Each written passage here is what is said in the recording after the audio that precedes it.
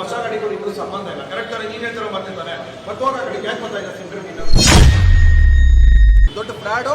ಒಂದು ದುಡ್ಡು ಜನಗಳ ಹತ್ರ ದುಡ್ಡನ್ನು ಕಿತ್ಕೊಂಡು ತಿನ್ಬೇಕು ಅಂತ ಈಗ ಒಂದು ಕಂಪನಿನ ಕ್ರಿಯೇಟ್ ಮಾಡಿರೋದು. ಆಮೇಲೆ ಟೋಯಿಂಗ್ RNC ಸರ್ವಿಸು ಕರೆಕ್ಟ್ ಆಗಿಲ್ಲ ಬ್ರೋ. ನಾವು ಓಲಾ ಅಪ್ಲಿಕೇಶನಲ್ಲಿ ಇದು ಮಾಡಿದ್ರು ಏನೋ ರೆಸ್ಪಾನ್ಸ್ ಇಲ್ಲ ಅವ್ರ ಕಡೆಯಿಂದ. 3 ಡೇಸ್ ಟೈಮ್ ತೊಗೊಂಡ್ರು ಹೊಸ ಗಾಡಿನ ರೆಡಿ ಮಾಡೋಕ್ಕೆ 70 ರಿಂದ 80 ಸಾವಿರ ಖರ್ಚಾಗಿದೆ ಆ ಗಾಡಿಗೆ. ಅಂದರೆ ಸೇಲ್ಸ್ ನೋಡ್ತಾರೆ, ಸರ್ವಿಸ್ ನೋಡಲ್ಲ. ನೈಟಿಂದ ಟ್ರೈ ಮಾಡ್ತಾ ಇದ್ದೀನಿ ಟೋಯಿಂಗ್ಗೆ. ನಾವು ದುಡ್ಡು ಕೊಟ್ಬಿಟ್ಟು ಟೋಯಿಂಗ್ ಮಾಡಿರೋದು ಇಲ್ಲಿ ತನಕ ಗಾಡಿ. ದಿನ ಒಂದೊಂದು ಪ್ರಾಬ್ಲಮ್. ನೀವೇ ಸಾರಿ, ನೀವು ಹೊಡೆದಾದ್ಮೇಲೆ ಸಾರಿ, ನೀವೇನಾರು ಮಾಡ್ಕೊಡ್ರಿ, ನಾವು ತಲೆ ಕೆಡಿಸ್ಕೊಳ್ಳಲ್ಲ. ಅವ್ರಿಗೆ ದುಡ್ಡು ಬೇಕು. 100 ಜನ ಕಸ್ಟಮರ್ ಇಲ್ಲಿ ಬರ್ತಾರೆ, ಗಾಡಿ ಸರಿಯಾಗಿಲ್ಲ ಅಂತ ಬಿಡ್ತಾರೆ, ಬಿಟ್ಟು ಹೋಗ್ತಾರೆ. ಇದೇ ಆಗಿದೆ, ಪ್ರತಿದಿನ ಇದೇ ಆಗಿದೆ. ಸಂಬಳ ಕೊಡೋದಕ್ಕೆ ವೆಹಿಕಲ್ ಸೇಲ್ ಮಾಡಕ್ಕೆ. ಈ ತರ ಪ್ರಾಬ್ಲಮ್ ಆದ್ರೆ ನಿಮ್ಮ ನೀವು ಮನೇಲಿ ಇರ್ರಿ, ನಮ್ಮ ನಾವು ಅಲ್ಲಿ ಶೋರೂಮ್ ಎಲ್ಲ ಡೆಲ್ಲಿಲಿ ಇರ್ತೀವೋ ಮುಂಬೈಲಿ ಇರ್ತೀವಿ ಅಂತನಾ. ಗಾಡಿ ಬೇಡಪ್ಪ ಅಂದ್ಮೇಲೆ ಆಯ್ತು ಸರ್ ಕ್ಯಾನ್ಸಲ್ ಮಾಡ್ತೀವಿ ಅಂದ್ರು. ಈಗ ನೆನ್ನೆ ಫೋನ್ ಮಾಡ್ಬಿಟ್ಟು ಗಾಡಿ ಬಂದಿದೆ, ಗಾಡಿ ತಗೊಂಡೋಗಿ ಅಂತಾರೆ. ಬರೀ ಮಾರಾಟ ಮಾಡೋದು ಬಿಟ್ರೆ ಮಾರಾಟ ಆದ್ಮೇಲೆ ಅವ್ರಿಗೆ ಇದಕ್ಕೂ ಸಂಬಂಧ ಎಲ್ಲ ನಡ್ಕೋತಾರೆ.